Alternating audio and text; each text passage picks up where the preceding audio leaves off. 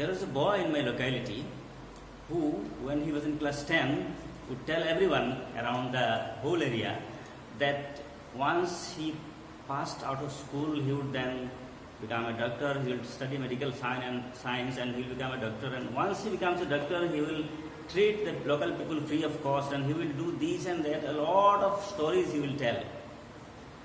And what happened ultimately to him was that he appeared in the school final examination 4 times but could not pass. This often happens in case of teenage people. Teenagers, the young people, they often fantasize. Yes, having a dream is something good. You must have a dream and your dream should be big. You should not have small dreams. Often people tell us these things. That is right. But when you have a dream, you should think you should act and think and decide, taking into account the practicalities, the realities of life. How you will be able to materialize the dream, how you will be able to fulfill your aim, these things should be very clear to you. So, we often find young people, they ignore the reality. They don't bother about the reality and they just tell people, I will be this and that. And you can find such people also. I think you may know such people also, that they also have one feature. Another feature is that these people often tell lies. I'll get 100 out of 100. But how will you get 100 out of 100? How will you work for that? There is nothing definite. So, when you have a dream, you need to have its link with the reality. How you will materialize it, you should know all these things. And if not, if you find that your financial support will not be enough, or you have some other commitments to fulfill, you cannot go in this way, then you can choose something else. This going places, interesting thing is that going places is the name of the story we are going to study today. We are going to begin it today. And this going places will tell us about 2 girls. Yes, boys, it is about 2 girls. It will tell us about 2 girls of your age, teenage girls. And you will find that out of those 2, one is really practical. She thinks in the realistic way. And the other one, who is the major character in the story, who only fantasizes, and she has only daydreaming. Young people, they fantasize, they daydream, and they also often have a hero whom they worship. We often see boys having this kind of very strange hair, and they say it is Honey Singh Kant.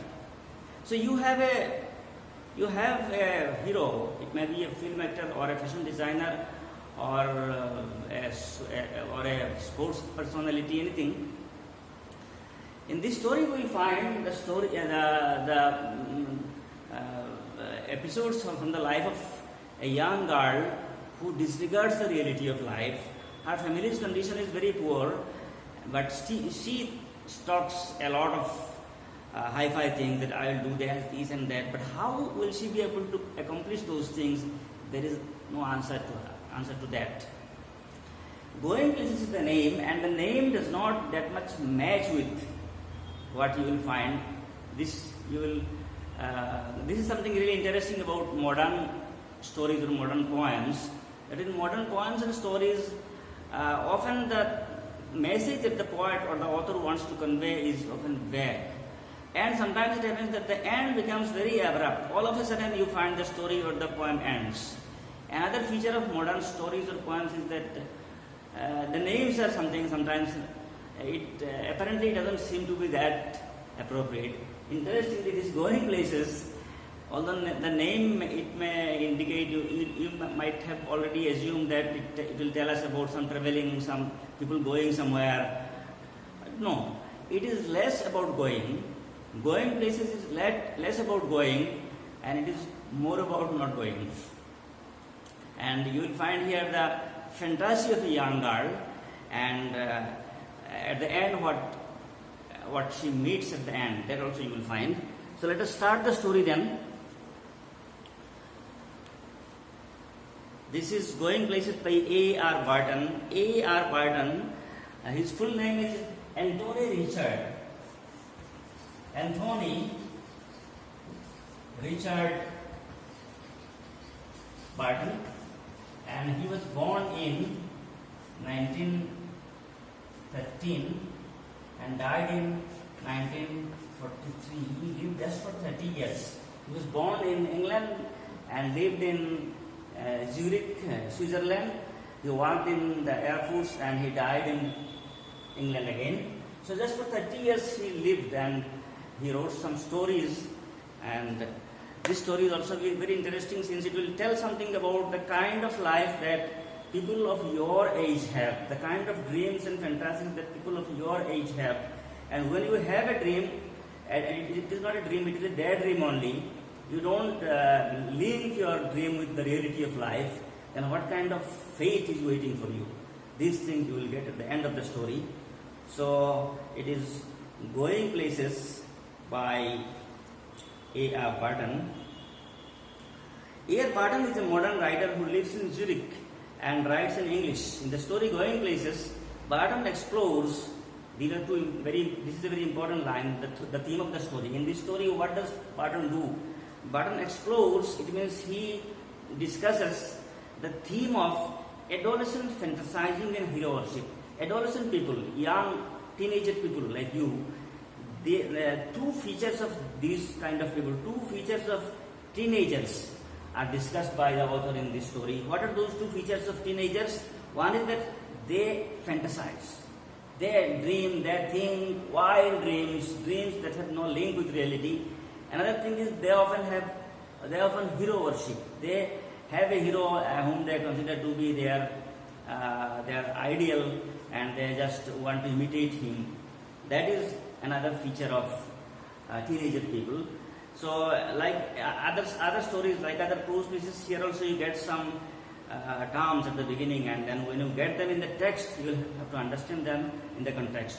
Those terms are incongruity, prodigy, chuffed, solitary M, arcade, amber glow, wharf, pangs of doubt. When I leave, Sophie said, coming home from school, I am going to have a boutique. So Sophie and Jency, these are the names, these are very important names. You have to know the names, and you have to write these names many times when you write answers. Sophie is the major character, the main character in the story. Sophie. And the other girl is Jency, her classmate, her friend. Sophie and Jency, both of them, they are coming home from school, and while coming, Sophie told Jency, when I leave, I am going to have a boutique. When I leave means when I leave school, it means when my school life will come to an end, I will start a boutique. What is this boutique? Boutique means a small, beautiful shop selling cloth and other fashionable items. It's a small shop that sells very sophisticated things and very fashionable clothes, etc. That is a boutique. Sophie tells her friend Jency that when I leave school, when my school life will come to an end, I'll start a boutique. Jency, linking arms with her along the street, both the friends are coming, they are of the same age, they are in the same class, they are very close. They linked arms. Linked arm means you offer your hand in this way, and the other one from that end will also offer his or her friend hand, and your hand should be linked. So they came linking their arms, they came along the street, and Sophie, Jency, linking arms with her along the street, looked doubtful. When Sophie said, I am going to have a boutique, Jency looked doubtful. Jency found it difficult to believe. How can this girl have a boutique? Because Jency knows how the Sophie's family's financial condition is bad. So she knows it very well. That's why she is doubtful. Then Jency tells Sophie, takes money soap. This soap is actually, this is the word that we often use for a close friend of you. You use a word which is not the original name, that you can call a pet name also. So since Jency was talking to her friend, instead of saying Sophie, she said Soph. I'll find it, take money, Soph, something like that. If you want to have a boutique, it is not that easy a thing. You will have to have money. A huge amount of money is needed. Then Sophie said, I'll find it. Sophie said, staring far down the street. This staring far down the street, it implies, it symbolizes that Sophie is not, she always has her dreams, and she looks beyond her own area, and she is not practical. That's why she is looking far down the street and saying, I will get it, I will find it out, money I will find out. Then Jency said, take you a long time to save that much. If you want to open a boutique, the amount of money that you need, in order to save this much money, you will have to wait for many days. You have to, it will take a long time to save that much money. Then Sophie is saying, well, I'll be a manager then. If you said that it will take a long time, I'll become a manager first. If I become a manager in a company or in a shop, then I'll get a good amount of salary. So it will not be that long time needed for saving the money. I'll be a manager first, manager then of course. Yes, of course, to begin with, till I have got enough. Until I can save enough money, I'll work as a manager. But anyhow, I know just how it's all going to look. But when I become the owner of a boutique, I'll sit there as the owner of it, and all the fashionable people will come and they'll purchase things. It will be a matter of great honor, great pride for me. I know what it will look like. That's why I must have it at any cost. Then Jency said, they wouldn't make you manager straight off. So the straight off means directly.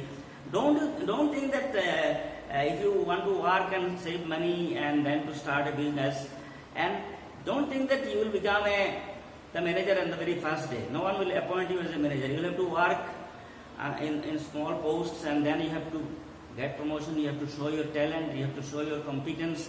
Then only you will get promotion, and then you will become a manager. Don't think that you can become manager on the very first day. That idea is wrong. Still, Sophie is saying, I will like Mary Quant. Mary Quant is a very renowned English fashion designer. And Sophie said, I will become like Mary Quant. The way, suppose for someone is saying, yes, I will play like Dhoni, I will play like Tendulkar, or I will act like Shah Rukh Khan, like that. She's saying, I will be like Mary Quant, I will act like her, I will behave like her, and people will choose me, they will find me suitable, and they will make a manager on the very first day. I will be like Mary Quant, Sophie said, I will be a natural, I will act in a very natural way. They will see it from the start. I will have the most amazing shop this city has ever seen. I will have, my shop will be the best shop in the city. The people, when they will take my interview, and the way I will talk and the way I will move and behave, they will be very impressed with me, and they will make a manager on the very first day. So it will take a short time for me to save enough money to start a boutique. Jency, knowing they were both earmarked for the biscuit factory, became melancholy. Two words we have got here. One is earmarked. So this is what Sophie is saying repeatedly in justifying her stand to become the owner of a boutique. But Jency knows it very well. Jency's earmark. Earmark means be suitable. For example, you are earmarked for something. It means you are best for that post. Jency knows it very well that we are poor people. Our family's financial condition is bad. So for people like us, we should not think of those things, because to start a boutique, to do something sophisticated, you need to have a huge amount of money, and to acquire a huge amount of money, it will take time. And so for people like us, we are earmarked, we are suitable, we are fit for biscuit factory, to work in a bakery, to work in a biscuit factory. And when Jency found that her friend is not at all ready to understand the reality of life, she is thinking in a different way. She is trying to build a castle in the air. So Sophie became melancholy. Melancholy means sad.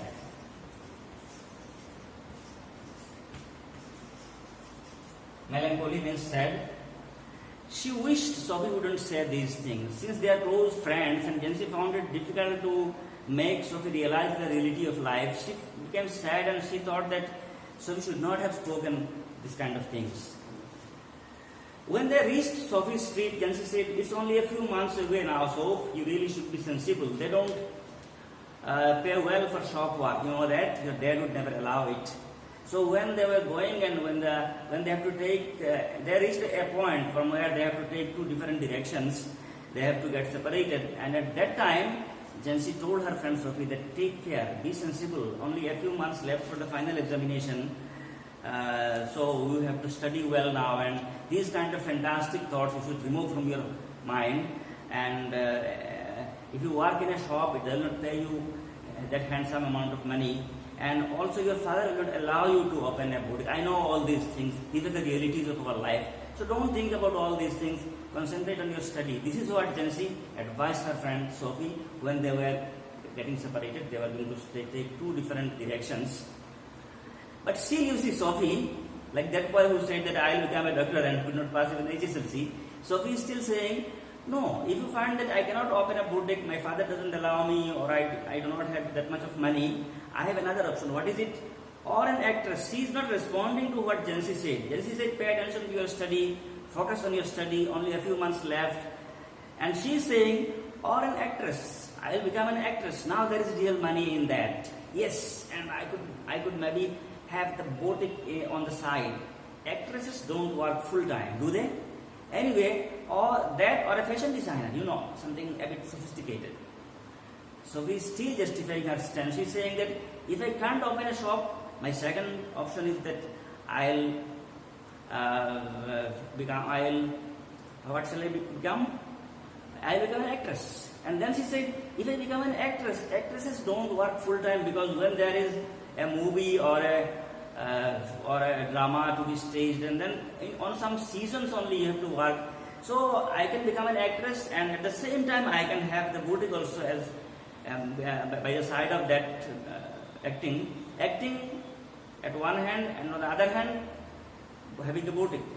So then she said, even if I can't become an actress, I have a third option, that is I'll become a fashion designer. So whatever it is, whether having a boutique or being an actress or being a fashion designer, my choice is something sophisticated. I'm not ready to become something ordinary.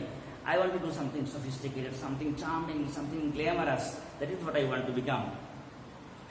And she turned in through the open street door, leaving Jansi standing in the rain. Jansi was just standing. It was raining and she was standing like a fool, because her friend, she did not pay attention to what she said, and she just gave a long lecture that if I don't become that, I can't become this, I will become that. Everything she has a list of 3 things, out of which she wants to become one, but everything out of those 3 things are sophisticated. But in Jansi's view, these are not the things that she can ever achieve. Okay, so they leave there now and they reach home. And reaching home, what happened? Sophie, she announces this thing to her parents at home. Going home, she tells, if ever I come into money means if ever I have money, if I can acquire money, if ever I come into money, I'll buy a boutique. This is her simple announcement at home. And see how, now you'll get the situation at home, how they live their life, how much happy they are. And when she says this thing, her father, he reacts. He says, if you ever come into money, you will buy us a blessed, decent house to live in. Thank you very much. The way we people are living, if you have money ever, then your job should be to buy a house for us, to build a house so that we can live a decent life. We are not able to live a decent life. We are not having a good house to live in. And you are thinking of being an opening a boutique. That is something that we cannot think of. So your first job will be, if you have money, instead of opening a boutique, your first job will be to buy a decent house for us. Have you got it? Thank you very much. This is what her father tells her. Sophie's father was scooping shepherd's pie. Shepherd's pie is a kind of a food item. It is made of meat. It is a piece of meat made into something like a pakora. So that is what he was scooping. Scooping means he put it inside his mouth and he was trying to chew it. It was a big piece and he was trying to adjust it inside his mouth and to chew it. So his father was scooping shepherd's pie into his mouth as hard as he could go. His plump face, plump means fleshy. plum. His plum face, still grimy. Grimy means dirty. His face, all these things tell us that these people live a very ordinary life. They are not that sophisticated people. Our father is having a plum face, and his face is grimy, and there is sweat in his body, and marked from the day. Marked from the day means all these things tell us what he has done. That after the day's activities, the man is sweating, and there is dirt on his face, and he is a plum face, and it is dirty. All these things tell us the kind of life they are living, the kind of standard of their living. All these things tell us. Then her brother, you see, Sophie's brother, younger brother, he says, she thinks money grows on these. Don't she, Dad? Said little Derek, hanging on the back of his father's chair. I think these should be trees. She thinks money grows on trees. The way we also say that, do you think money grows on trees? It means money comes all of its own, without any kind of labor, without any kind of job or work. Just money will come automatically. This is what you think. Her younger brother is criticizing, is ridiculing her using these words. That she says she thinks money comes automatically, hanging on the back of his father's chair. So we find that at home, neither her father nor her younger brother is actually supporting her. And if you look at their family, you will get a description of the family in details. You will find that someone from this family should first of all think about supporting the family to help the poor parents. But Sophie is not of that kind of, she's not having that kind of temperament. Her younger brother is direct. He also did not agree with her. And how did their mother react? Their mother sighed. For a woman, she can do nothing. She was also not happy with what her daughter was saying, that we are living a very poor life. And the daughter, she said after her school is over, she will start a boutique. How can she start it? Where will money come from? All these things she is not at all concerned about. These things make the mother also sorry and sad, and she just sighed. Sophie watched her back, stooped over the sink, and wondered at the incongruity of the delicate bow which fastened her apron string. This is a description of the family, that how her mother was working. Mother was stooping over the sink, her back stooped over the sink. Sophie watched it. She saw that her mother was working in the sink. S-I-N-K, sink. If you use it as a verb, sink means to go into water. The Titanic sank. Sink means to go into water. And here it is used as a noun. It means something that is like, it is often, it is something that looks like a box in the kitchen, and where utensils are washed. There is a tap of water, and utensils are washed there. That is called a sink. And Sophie washed her back, stooped over the sink, and wondered at the incongruity of the delicate bow which fastened her apron strings. Incongruity means something that is not matching, unmatched, or mismatching. Incongruity.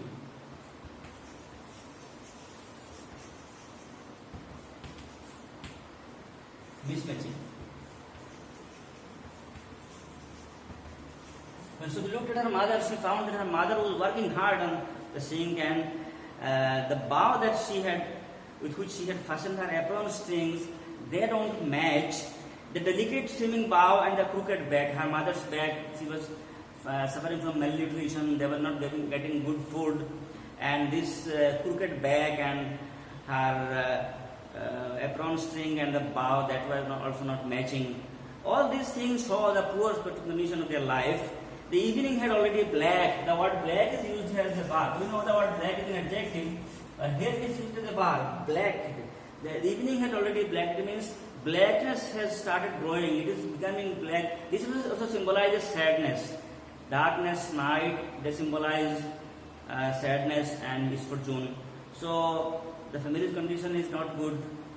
The girl is not also understanding what she should do or not to do. Evening has come.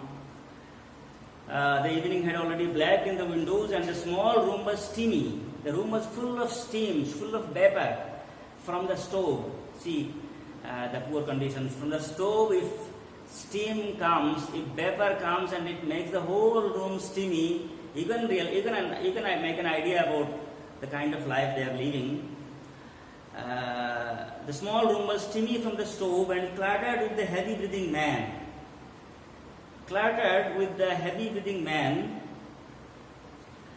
In his vest at the table, and the dirty piled up in the corner. And the room is really, it is untidy, cluttered with the heavy breathing man. The room is piled with, cluttered when it is piled, it is full of certain things. What are those things? One is the man, so his father, who was heavy breathing.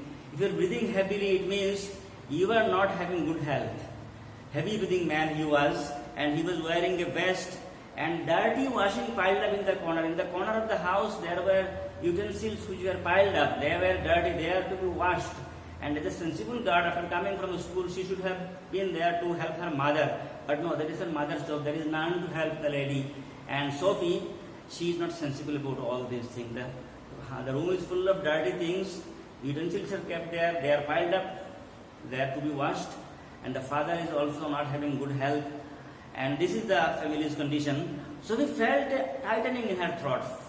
To feel tightening in your throat means to feel nervous. You don't have the courage to speak freely. So when she found that neither her father, nor her mother, nor her younger brother supported her, and then she found in the house everything is like this. Her dream was to fly in the sky without considering the reality of the financial condition of their family. And now she finds everything is negative.